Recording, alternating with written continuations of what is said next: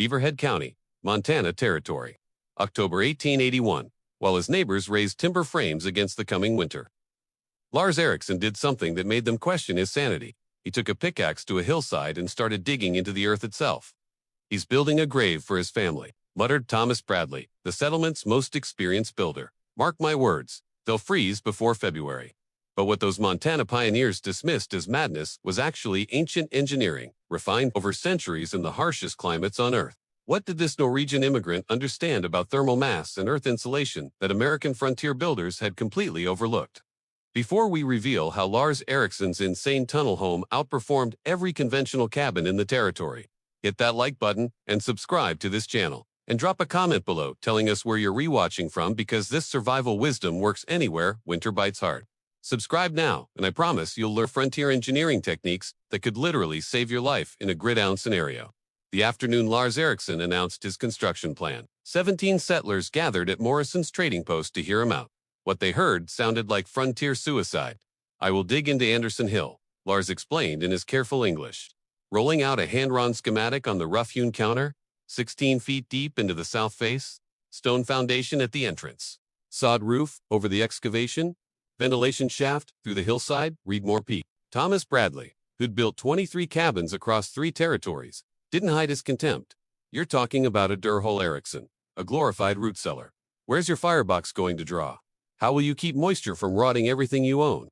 This isn't Norway. Montana winter will kill you dead than a doornail." The other men nodded. They'd spent years perfecting the art of the frontier cabin. Tight, chinked logs, stone chimneys, shake roofs. Every successful homestead, read more, followed the same proven formula. Lars Ericson was proposing something that sounded primitive, backwards, possibly fatal.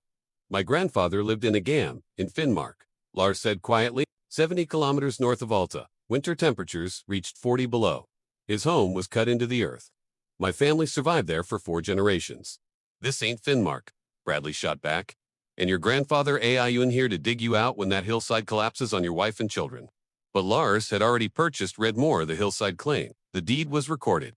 And by the first week of November 1881, with snow already dusting the peaks, he was 20 feet into Anderson Hill with nothing to show but a dark hole and a growing pile of excavated clay. Sarah Ericson, his wife, fielded the concerned visits. "He knows what he's doing," she told the women who came, bearing warnings disguised as charity. But even Sarah, watching their savings disappear into that hillside, felt doubt creeping in during the long November read more nights. What Lars Ericson was building defied every principle of frontier construction his neighbors understood. But it followed principles far older, principles written into the earth itself.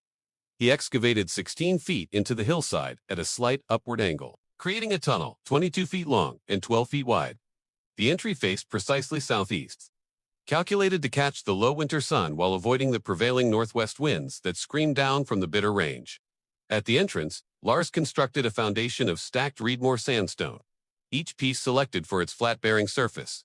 The stone wall extended 18 into the earth on both sides, creating a thermal break between the outside air and the excavated interior. The doorframe itself was set back 4 feet from the exterior wall, creating an entry vestibule that trapped cold air before it could penetrate the main chamber. Inside, the tunnel opened into a primary living space, 12 by 4 feet, with an 8-foot ceiling. Lars carved sleeping alloves directly into the clay walls. 3 separate chambers, each 18 in Redmore deep, that would hold straffle mattresses off the main floor. At the far end, he installed a small corner firebox constructed from fire brick he'd hauled from Helena with a flue pipe that ran horizontally for 6 feet, before angling upward through a carefully engineered ventilation shaft. The brilliance lay in what his neighbors couldn't see. At 16 feet of depth, the surrounding earth maintained a constant temperature of approximately 52 F. 11 C year-round, a thermal battery that neither froze in Reedmore 503 winter nor overheated in summer. The clay walls, 2 feet thick on all sides, created an insulation barrier with an RV value roughly equivalent to 12 In of modern fiberglass. Lars installed the ventilation shaft at the tunnel's rear, boring upward at a 70 angle until it broke through the hillside 28 feet above the living chamber. He lined it with split cedar and fitted a rotating cap at the top, a design borrowed from Norwegian gam that created consistent draft while preventing downdrafts during Reedmore high winds. By December 15th, with temperatures already dropping below zero, Lars moved his family into the tunnel. They carried in their possessions, hung canvas partitions across the sleeping alloves, and lit their first fire in the corner stove. The neighbors watched with pity, certain they were witnessing the beginning of a frontier tragedy. Thomas Bradley made his professional assessment on December 18th. He stood in Lars Ericson's tunnel home for exactly 7 minutes before delivering his verdict at more trading posts that evening. "It's a death trap," Bradley announced to the assembled settlers. "Moisture's already condensing on the walls. There's barely enough draw in that flue to keep a candle lit, let alone a proper fire." The man got his family sleeping in a damp hole, with inadequate ventilation, in a firebox that could possibly heat 12,200 cubic feet of space. The critique carried weight. Bradley wasn't just experienced. He was the closest thing Beaverhead County had to a building authority. He condemned Lars's design. The community consensus solidified. The Norwegian had made a fatal mistake. "Give it 3 weeks," predicted Samuel Morrison, the trading post owner. "When the deep cold hits, when temperatures drop to 20 below, 30 below, that tunnel is going to be uninhabitable. The moisture alone will make them sick. And if that clay ceiling collapses from frost heave," he didn't finish the sentence. He didn't need to. The Women's Auxiliary, led by Catherine Bradley, organized a relief plan. They would take in the Ericson children when not if the tunnel home failed. Sarah Ericson would find refuge with the Morris. Lars himself, they figured, would have to swallow his pride and accept that American frontier wisdom had been earned through hard experience, not imported from some frozen Norwegian wasteland. Meanwhile, the Ericson family settled into their strange new home. Lars added a second canvas layer across the entry vestibule.